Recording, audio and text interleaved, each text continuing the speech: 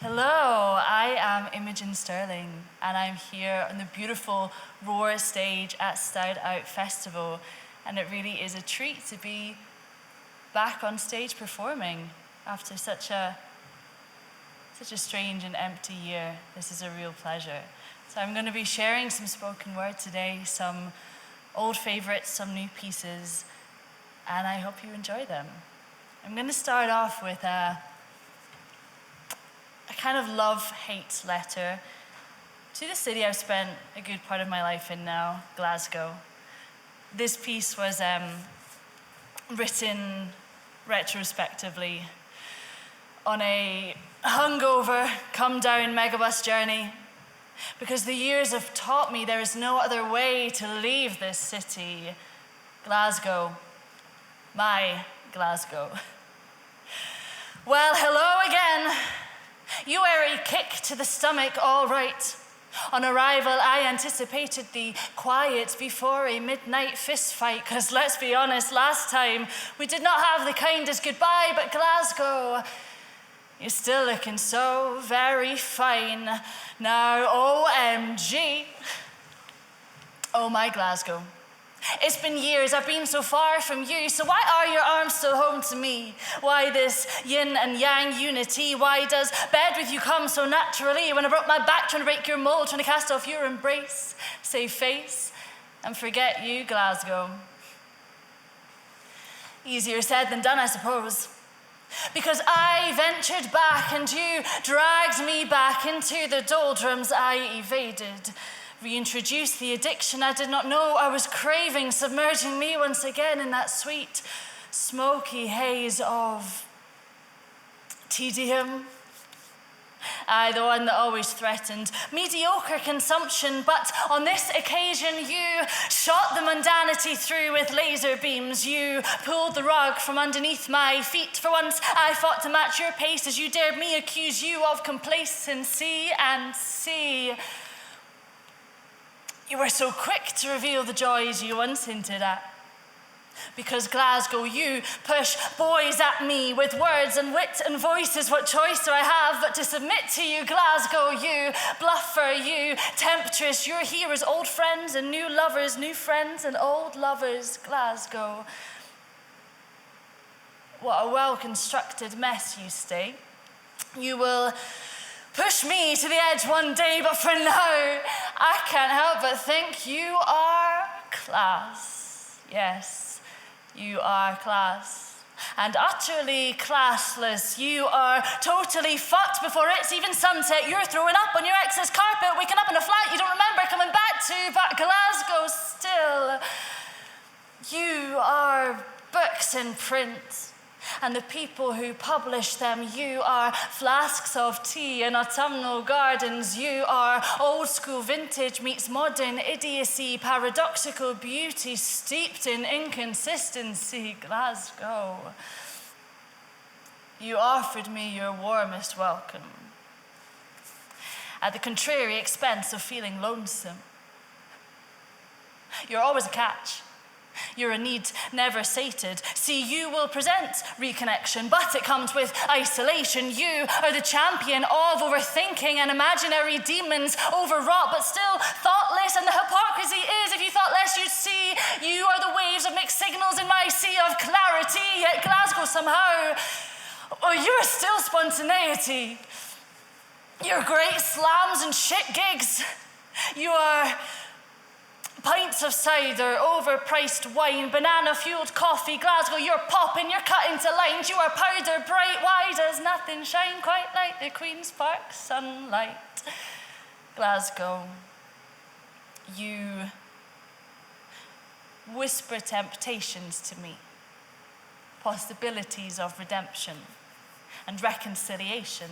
And Glasgow, in doing so, your accent is American, is Romanian, Indian. Glasgow, where are you? Whose are you? Yeah, see, you're not just mine, are you? No, Glasgow, you're hers, his, you're theirs, and you draw us together until we are one. And my Glasgow takes the hand of his Glasgow's 5 a.m. frosty start. Her Glasgow sits spellbound at the speed of his Glasgow's bars. My Glasgow, where did he learn to write like that?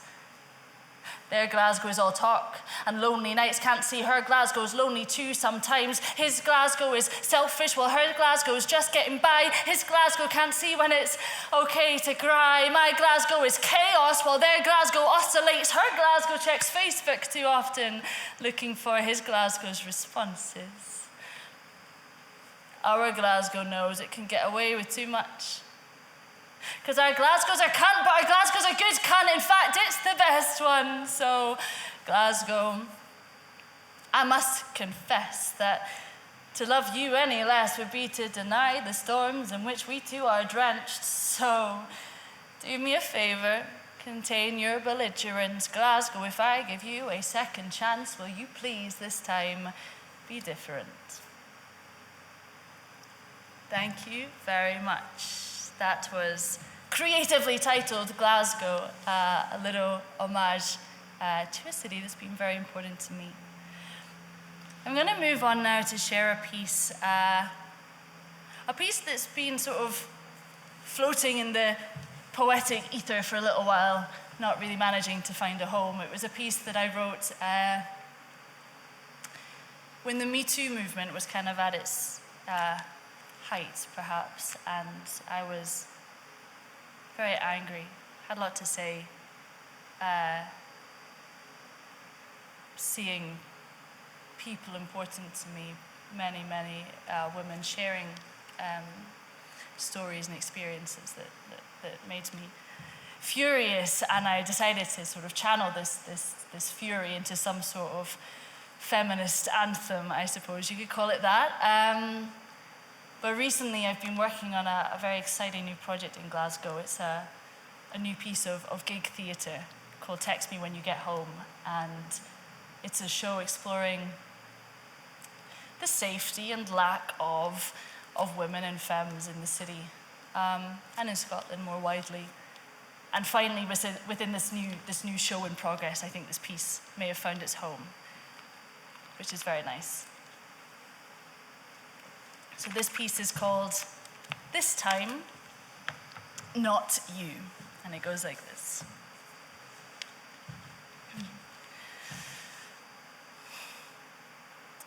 Tripping through sodium-tailed twilight, she takes Sauchiehall Street in her stride. You see, tonight, she has done right, thinks this was a good night. Just 1 week in, and she made her mark at the post-work drinks, left the bar, arms raised, Judd Nelson, double victory in one fist.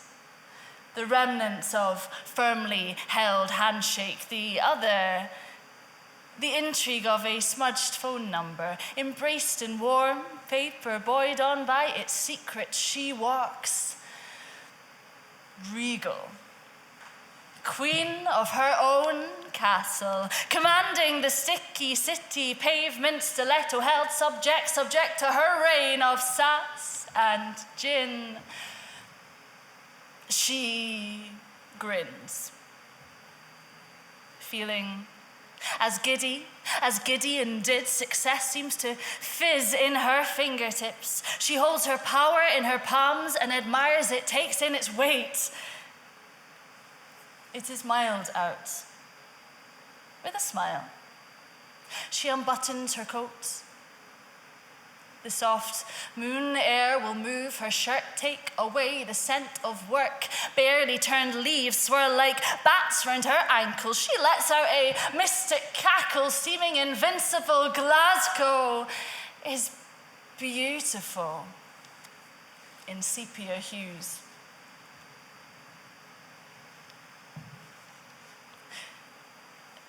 They call to her, like a pack of wolves leering. Jaws fixed on her open coat as though invitation to claim as their own, to feast on jeering, but wary, really.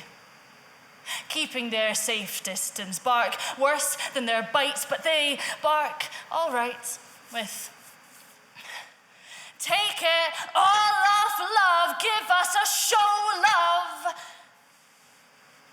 She feels her freedom extinguished like lamplight, a shell of herself creviced by their eyes, hungry and empty, these boys, drenched in their own immaturity, forgetful of their mother's safety. How dare they?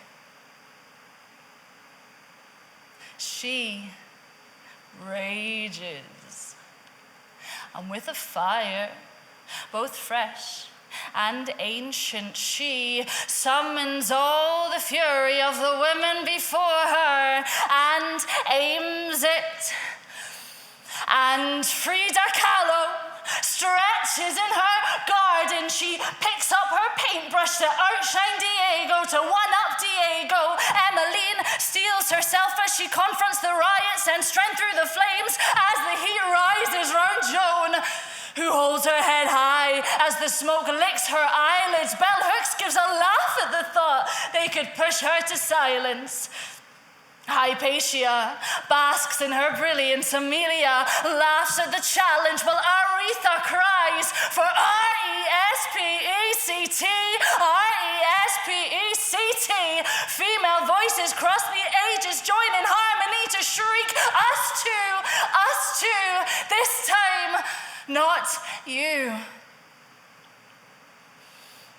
And she holds them, all around her like a shield. It's colossal. They thought they could try to eclipse her. How ludicrous of them. When she is historical, she is phenomenal woman, enlisting ancestry. See her city shake as she takes a step and leaves them in dust dregs behind her. Thank you. That was This Time, Not You. A big anthem of sorts. Reminds me that poetry can be a bit of a workout sometimes. Both Glasgow and This Time, Not You are kind of older pieces of mine. Really good, fun pieces to perform that it's nice to bring out after such an absence of gigs lately. I thought that for the latter half of the set, I would perhaps introduce a couple of newer pieces. A small blessing of lockdown has been that there's been offered a good substantial period of writing time, and so I've been able to develop and finish my new show, Love the Sinner, which is a sort of modern retelling of the Seven Deadly Sins, paired normally with an electronic music score. It's in development at the moment, but I thought I would share a couple of excerpts without the music today. So there's 7 key big poems in the show to match each of the sins, and I thought I would give us a little insight into the characters of sloth and pride today, beginning with sloth, I think. An interesting character to showcase at the moment, I suppose, during a period of sort of rest and stagnation almost for so many of us. Sloth sometimes feels a bit too relatable, but her poem goes like this.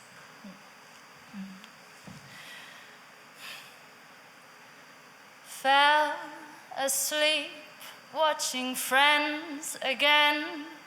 Saw Ross Geller's face in my dreams again. Woke up, waited with dread again. Don't have the strength to face the day again. I carried Russell Brand's book in my backpack for days, thumbed it fast till my fingers turned black and the edges got frayed. You remember the one, his political one? A Bible to guide movement, now acting as my doorstop. But at the time, we all bought it, and I know he's a twat, But something in his words spoke to me, seemed to coax some secret unspoken from me, seemed to reach to a part I did not know, and he made me feel a bit less alone, you see. Because I try to watch the news, but I don't understand the words they say. I don't know who they speak for, but they don't speak for me. I would choose to lose myself in rom-coms over House of Commons jargon, but I am told that's not useful. Russell was preaching not to vote, and I thought that seemed excessive. So when it came to the election, I marked the X in the box kept for the Animal Welfare Collective. It made sense. That's what I think's important. But the man next to me, he stared at me dead. He openly taunted till he turned Labour red in the face, blamed me for the downfall of our modern politics. It's young folk like you, he said. Caught up in your pin-ups, fake disillusion, go do something then. Don't preach revolution, then not follow through. When we fought for this, we gave you this, so aim higher than your collective messiah. Go on then and tell me, what do you want?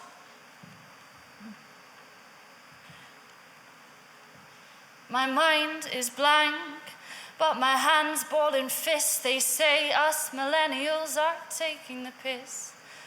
I watch this structure where I don't seem to fit. I don't know what I want, but I don't want this. I feel the need to apologize all the time, but I don't quite know what for. Seems the fact I was born at the time I was born is enough to draw scorn like breath. So shame me, so blame me. I've heard it all before, like how today's youth do not have the vigour to fight a war. Well, I don't know if that's a bad thing. Perhaps we've just seen sense. But instead, we have ourselves labelled complacent. No, I want to act, to get up, to find movement. I feel it itch in my palms like the fervour of Ennio, but it's empty avidity. Because I feel like I'm wading daily through misery. Instagram's crippling. Rent is skyrocketing. Graduates spend their days working in cafes because there are no jobs. The climate is dying, bombs terrifying. The people are starving, and all the while our government is just laughing. See, everything's fucked, and I am so little, and it is so late, and I'm happy just here with my bed and my crisps. We cannot make a difference, and apathy's bliss. The days stretch long, and it's pointless to try. I feel life seems brighter when I close my eyes. Tell me I'm lazy, tell me what to do. I don't know where to go, but I won't follow you.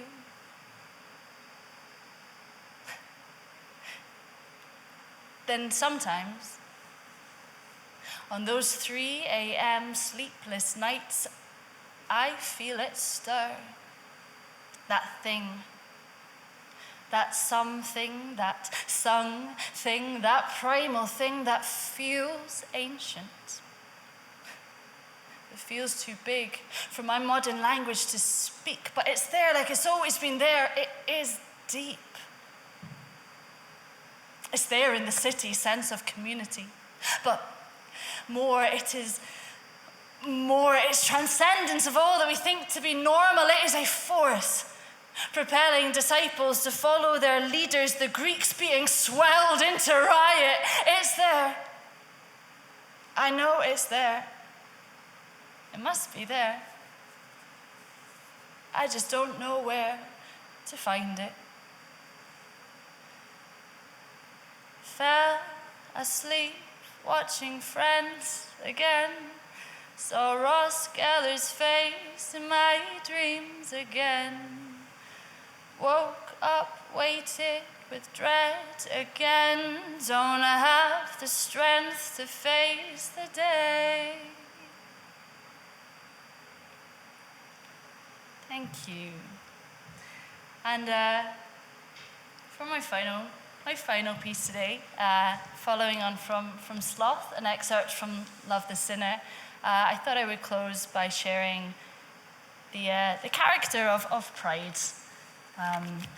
as the final piece. But thank you again so much for having me. It has been a total treat to get to share words and art again. It's been so missed. So I hope you enjoy this final poem, telling the story of pride.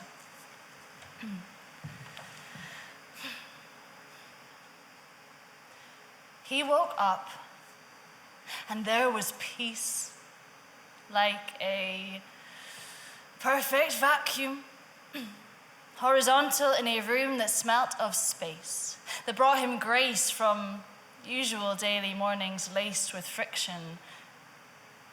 Her body tensed with frosted animosity that he attempts to melt with puns and coffee vapors as they sit in breakfast tables, stalemate, conversation long evaporated into disinterest. She is a heavenly statue, cold and impassive. The house hangs heavy on her word, but not today. This morning brought forgotten respite, eased into the day with open heart and gentle wake, just his arm draped heavy over his waist. Pride is man. Sweet routine of morning run and nighttime gym, chamomile for perfect skin, then beers to rough it up again. Grad job, new wheels and FIFA on Sundays. He plays the role perfectly, down to a T. They see him, a modern Adonis, all carpe diem and signature flawless. They see him, a modern man, all techno and dick jokes. His girlfriend is beautiful, they make quite the pair. She is the talk of the office, golden they call them all. Couple goals, hashtags, it makes pride feel smug. It defines him. Tries to keep this in mind. As the boredom starts rising, the interest starts dying, he sees her eyes wandering and they argue more than they talk. And though he's not really that bothered, he holds on to her still like a crucifix. Because pride is man, and this morning's duvet clings to the blood of punctured ego. It's cloying and sticky, holds him down like a fist. This room looks different to him. The same room where they've smoked and they've talked and they've studied and laughed for as long as he's known his best friend, his gaff. Now it looks like a trap. Now he looks like a bad decision. Always so easy in his skin, he sees him now still slick with midnight sweat and cheeks flushed rose with baby blush. What is he dreaming of? Adam and Adam, they lay tight, rib cages pressed with umbilical closeness. He makes him think poetry. He is man. He is man. Is he man? When nothing even happened, they just talked and fell asleep. He was so kind, you see. She'd locked him out their place again, refused to see his face again. He bought them beers. He rolled a spliff. He listened. Pride can't remember the last time that somebody just listened. But pride is man. And everywhere he looks now, everything seems phallic. Everywhere he looks, it feels like someone's laughing. They are stone-carved God-men molded through history to be what they are today. They are strong men, hard men, tough men, yet everything's fragile. One step out of line and identity shattered, all they have worked to maintain. Pride has rainbows coursing through his veins, and he feels shame. And he feels clarity. And the storm clouds are gathering, certain to break any moment. Pride should cry out, but his throat is choked with words of love and hate and loneliness. So all he can do is hiss at his goodness and spits through his teeth as he blinks the day awake, while his stomach twists at the thought of the guys at work and the girl at home and their words and their looks, and he's scared and he's sick and he just wants to hold him. Thank you so much. Thank you for listening to my set. I have been Imogen Stirling here on War Stage. Thank you so much. Enjoy the rest of the festival.